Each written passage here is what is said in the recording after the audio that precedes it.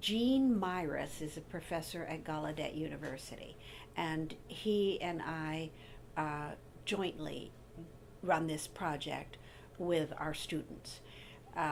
We make bilingual, bimodal books in ebook form and in video form, so that our primary concern is to encourage hearing people sharing books with deaf children. The idea behind it is that when you look at what makes a good reader, the one thing that is consistent since the 1980s on in all of these tests is a correlation with, did you enjoy reading books, sharing books with when you were little? And it's not, does your parent point to words and say what they are? It's, did you have fun? We're trying to promote this for deaf children because 96% of deaf children are born into hearing families who didn't expect to have a deaf child, and they are not signers themselves.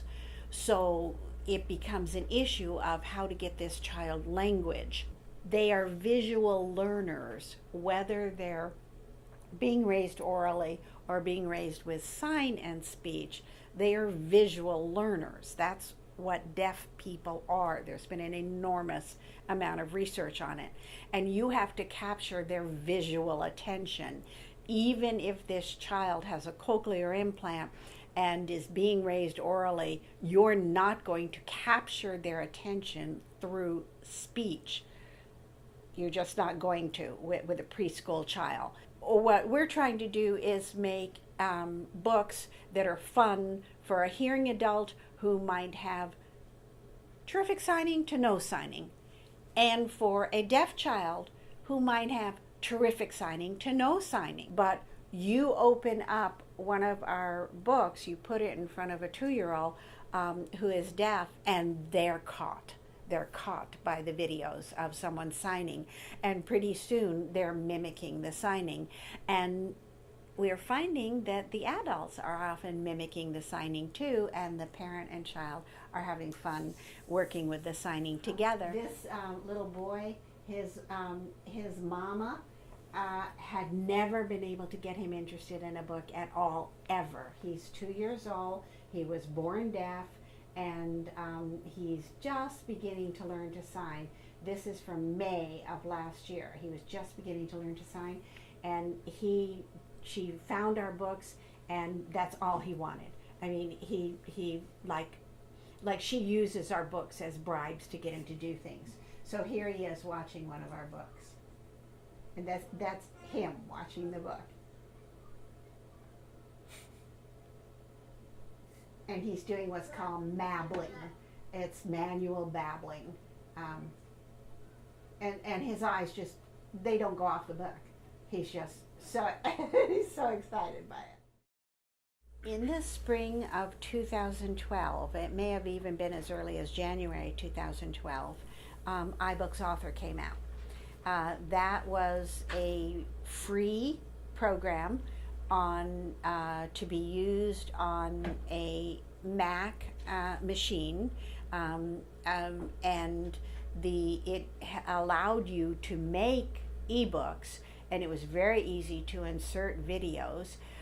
We got a seed grant from the college. I got a grant to allow them to hire a replacement for me so I could have a course that I devoted to this. But it was the invention of iBook's Author as a free app that allowed us to do it. Then of course you have to have all the film editing technology, and that the college already had. So I've been working kind of just on the back end of things, sort of like working to make these ebooks ready to publish on iTunes.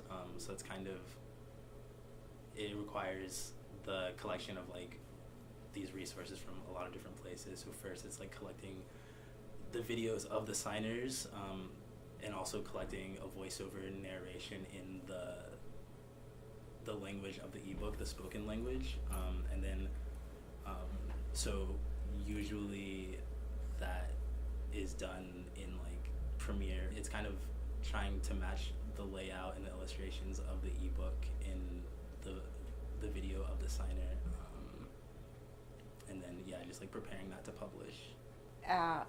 He mentioned doing voiceovers, and you might say, why do you need a voiceover? Why does a deaf child need a voiceover? Well, some deaf children do have some access to sound, particularly if they have a hearing aid, and a little bit less so if they have a cochlear implant. But that's not really who we do it for. We do it for the deaf parent who has a hearing child, so that the hearing child is not disadvantaged when they go to school. They will also get speech with respect to the story. That they'll get as much as they can. We just want to help kids. We're targeting deaf children, but really deaf people in general can use our help, and deaf parents can use our help. Also, by having a voiceover, we allow the deaf kid who's got hearing siblings to share books together. Like, this is the first page, and it has the text and the illustrations, and then the signer will just come up and sign the text. Every ebook is different. There's variation. You see, like, on this one, she's kind of existing, like, in front of, like on the book, as if she's kind of in the book, as opposed to just, like, a feature of the book, and that's just kind of a design choice that was made by those designers.